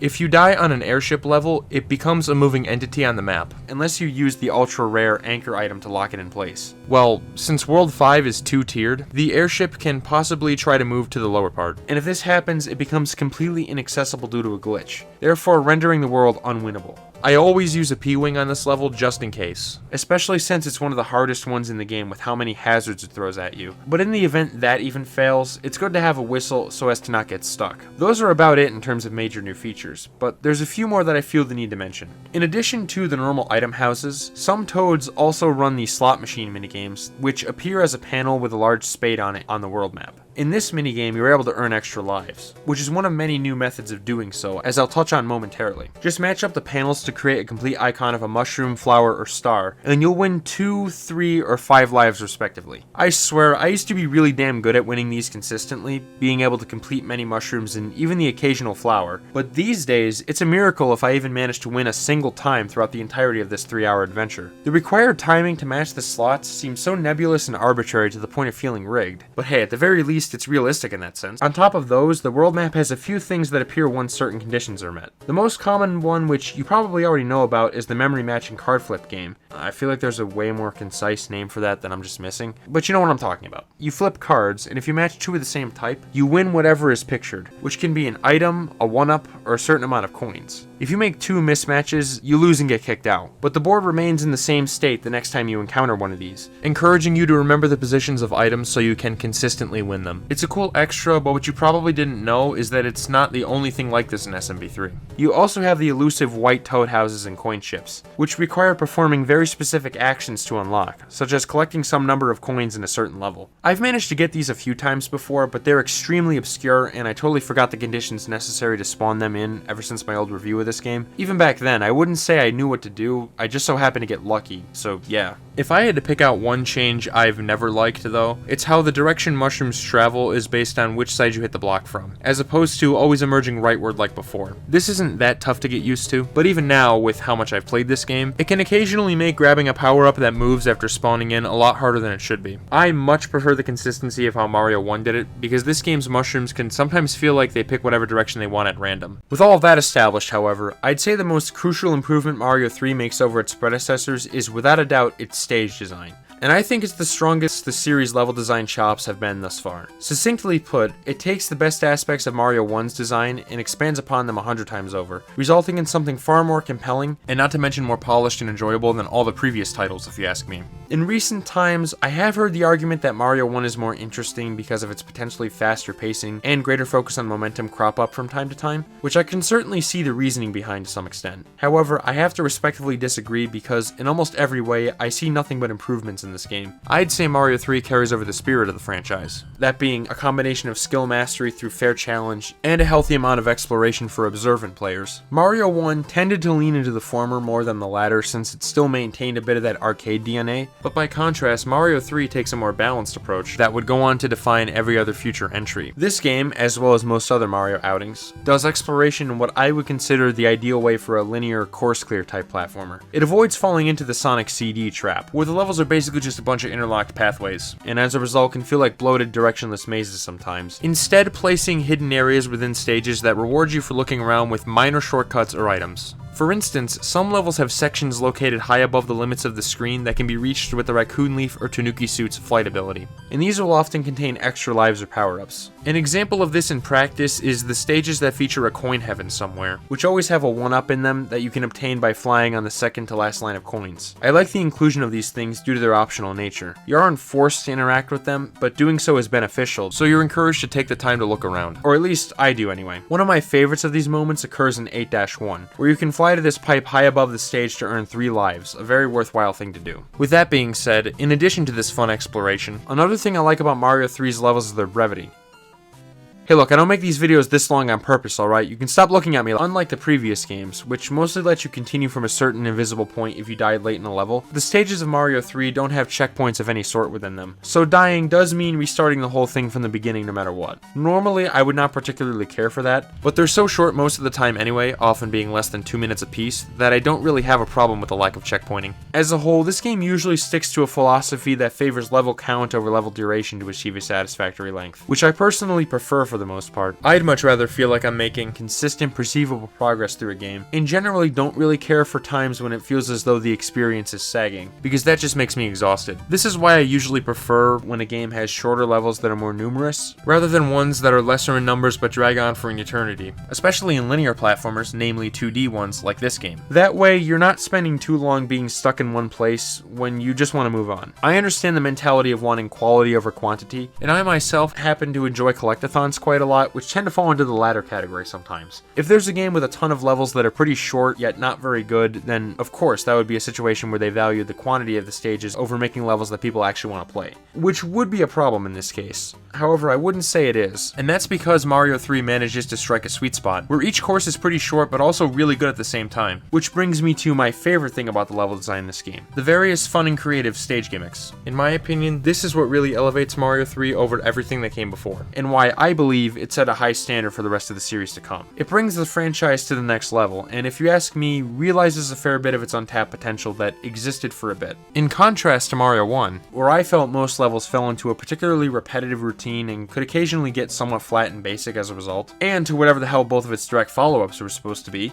Okay, I jest. Mario 3 has a greater amount of dynamic set pieces that vary up their structure a lot more, and in a good way. I mean, even something as simple as the addition of slopes and vertical scrolling that's not an irritating pain in the ass goes a long way in making this game appear more thought out, which for me makes it feel less like a bare bones arcade wannabe and more like, well, a game actually optimized for home consoles? As if the longer, more detailed worlds with a bunch of extras for you to find on their maps wasn't enough to create this feeling already, but that's neither here nor there. As a whole, I would say the set pieces in this game feel a lot more refined and fleshed out, while at the same time occasionally getting weirder and more experimental, therefore making them stick out a lot more in my mind. What's doubly cool is how each world tends to focus on a single theme, which the individual levels then play around with in their own ways. Take, for example, pretty much anything in World 4, which revolves around a size-switching mechanic where enemies are often gigantic. Its first few levels see you traveling through a standard stage with large enemies and objects, whereas later there's a level where you can swap between normal and jumbo size by entering these doorways. World 5 is similar in that respect, starting out on the ground and later seeing you get into the clouds from a tower, after which you run through levels with a heavy emphasis on bottomless pits. In addition, I have to call attention to this one level that not only progresses right to left at first, very unusual for a Mario game, but features a power-up that's exclusive to it, the Goomba Shoe. It lets you eliminate any enemy by jumping on them, and allows you to stand on munchers, these unkillable piranha plant-like guys.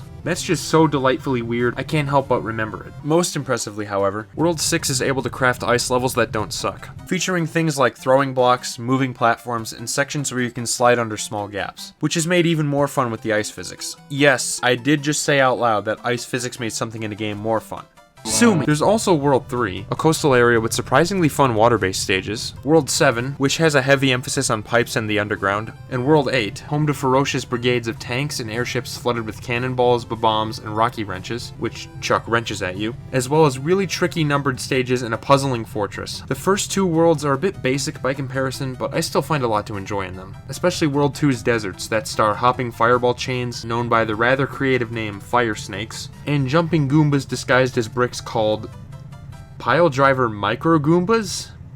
That sounds unexpectedly badass for a Mario enemy, which, come to think of it, the enemies are half the reason I remember many of this game's levels. A majority would go on to be recycled near endlessly in later entries, but for the time, there's some pretty creative ideas for foes present here. For instance, dry bones or skeleton Koopas which crumble to dust when you stomp on them, but then come back to life after a few seconds. Boos are ghosts that work on Weeping Angel rules, in that they can only move when Mario isn't facing them. Chain chomps are living cannonballs that act like dogs stuck on a leash. Fire piranhas, well, spit fire at you. Nippers are these bizarre walking white plants that are essentially somewhat mobile piranhas. Patuis are just actual walking piranha plants, which also blow spiked balls above them. Spikes spit up and throw those balls. Buster Beetles chuck grabbable teal blocks at Mario. Big Bertha is a giant-ass fish that tries to eat you. Fire chomps float around you in the air and spit flames you have to avoid. There's a literal angry sun that swoops down from above in a World 2 stage, and so on and so forth. I think these enemies are really well integrated into the stages and help give each one its own identity because of their memorable appearances and behaviors. Well, sure, the combat returning to the Mario 1 system, you know, jumping on enemies' heads and all that, means it can sometimes be finicky to land a hit on these guys without also taking damage yourself. I nonetheless find most of them to be a welcome part of the experience that gels well with the actual stage set pieces, making for an altogether unforgettable roster of levels.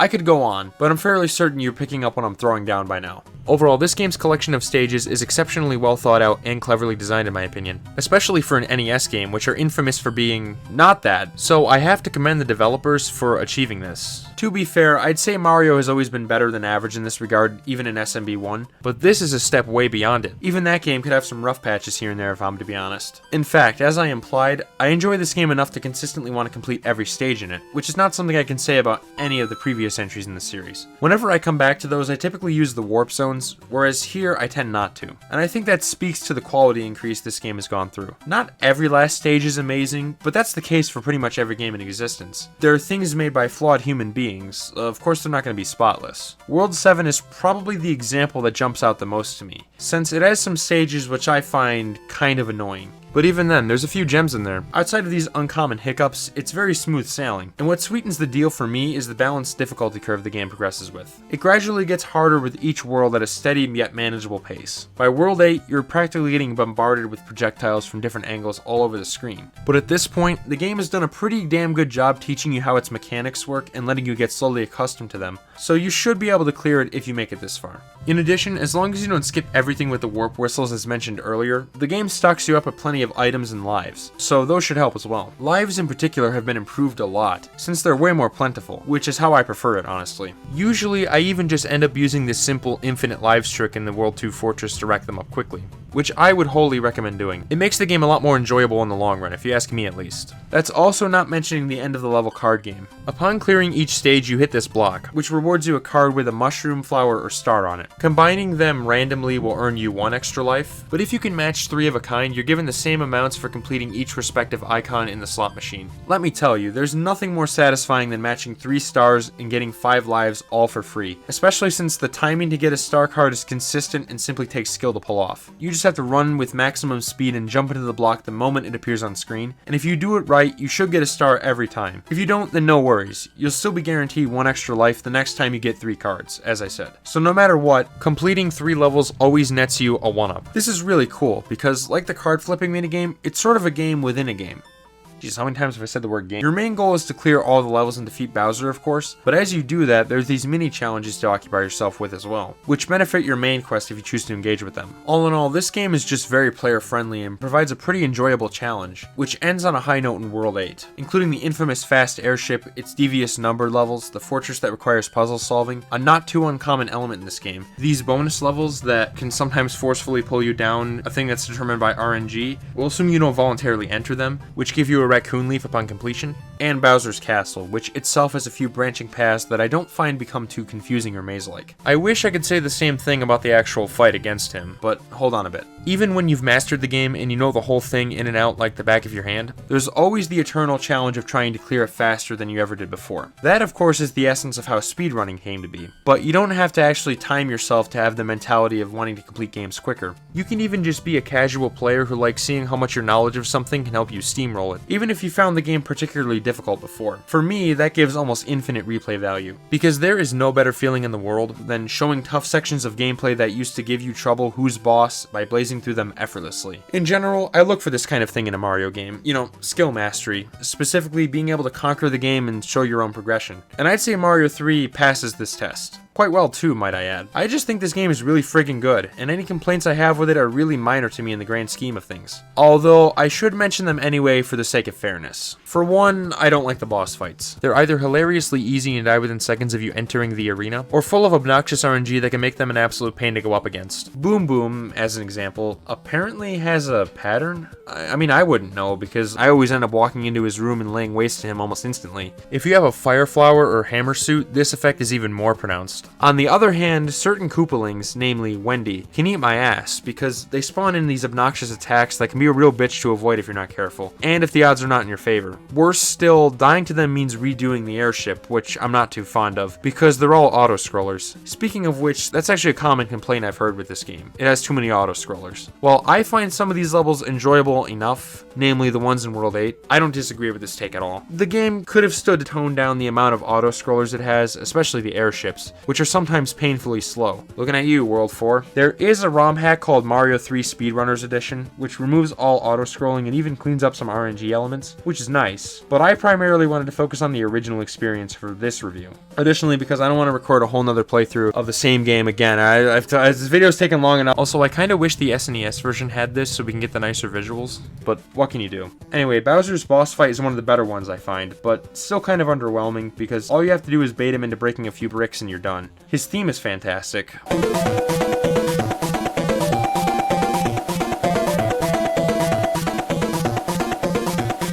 As is the credits track that follows.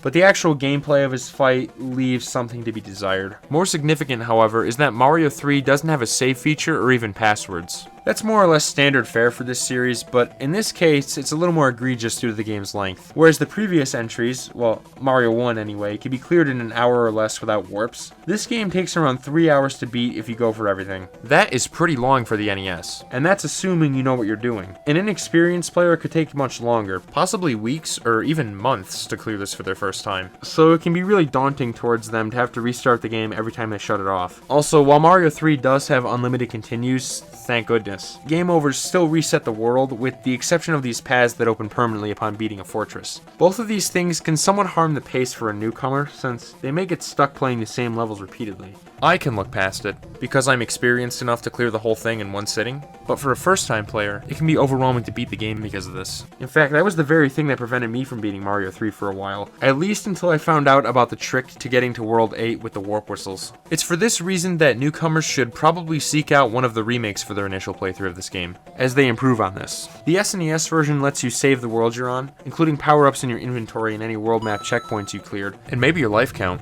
but the numbered levels reset upon quitting, so it's not ideal. By contrast, the GBA version adds a save system that functions exactly like Super Mario World, in that it allows you to save after clearing a fortress or an airship. Unfortunately, you can't save permanently whenever you'd like, but there is a quick save feature which creates a temporary restore point so you can shut the game off and come back later. I still wouldn't say this is fully ideal, especially when compared to the other Mario Advance remakes, but I can live with it. As a result, I would recommend new players to play this version if they're able, or just use save states, I guess, your choice. After all of that, I'm fairly sure you know what my thoughts on Super Mario Bros. 3 are. To summarize, I think it's the finest game that I've covered in this video so far, and it still holds up very well to this day. At the very least, I'd say it's the pinnacle of 8-bit Mario, and was when this series truly started to realize its full potential. In other words, it was the moment that Mario reached real greatness. I think this game has a fun storyline that's more interesting than it has any right to be. Some of the best visuals from a sprite-based Mario entry, especially in the remakes, but also in the original when compared to other NES titles. A fantastic soundtrack filled to the brim with amazing songs that I love, and gameplay that takes the best aspects of the series and refines them considerably. That includes the insanely smooth controls and physics, the excellent level design that achieves a great balance between interesting challenges and satisfying exploration that I love Mario for, and all the new evolutionary and even revolutionary gameplay additions that would become staples of the series forevermore. This may not hold much weight because I admittedly haven't played many of them, but this is definitely the peak of the NES for me,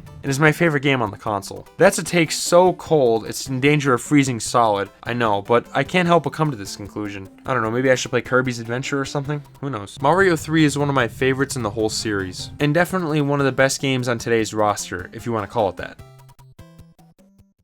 But would you believe me if I told you that it doesn't top my personal ranking of 2D Mario? However, that's something I want to say for next time. I think this is a decent place to stop, having covered all the NES Mario games and all. In general, I have mixed feelings on them, but the ones that are good are really good. I can still see why Mario became such a beloved icon during his formative years, even if some entries fall flat for me personally, since this series just has a spark to it that makes you want more. That being said, for as much as I'd like to continue on and talk about the rest of the games today, I have to be honest here for a moment. I really bit off way more than I could chew with this whole thing. It's turned out to be a lot longer than I ever expected, like always, and the script just keeps ballooning. I mean, Christ, everything I have as of now is already at a length of around 3 hours, and I haven't written anything for New Super Mario Bros. DS or later. This whole video has been stuck in production hell for almost this whole year now, and I'm afraid I won't be able to get anything out for the rest of it. So like I said earlier, I'm splitting it into parts. I don't know why these always end up being so lengthy, but for whatever reason, I just can't stop myself. These may be doomed to be huge multi-hour productions that take months to plan, record, write, and edit now. As much as I've wanted to make them shorter again, maybe there's just no stopping myself from dumping practically every last thought I've ever had about these games into my scripts. I suppose that's what I get for making videos about stuff I'm passionate about and know like the back of my hand instead of trying new things. I don't know, maybe I should start doing a series where I play something as a total noob and give my honest thoughts. I've had that idea for a while. It sounds like it could be a fun change of pace,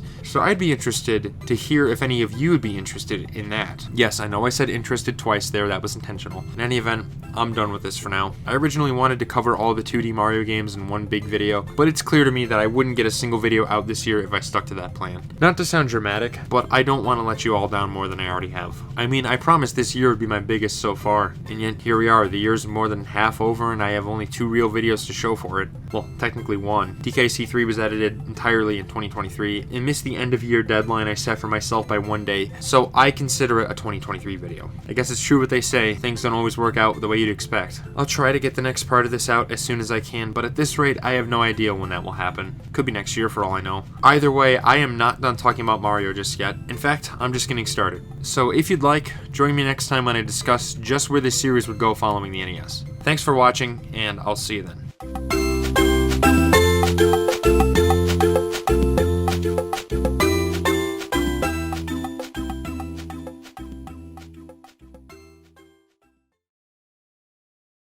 They say all toasters toast toast. You're right fucking. Nope.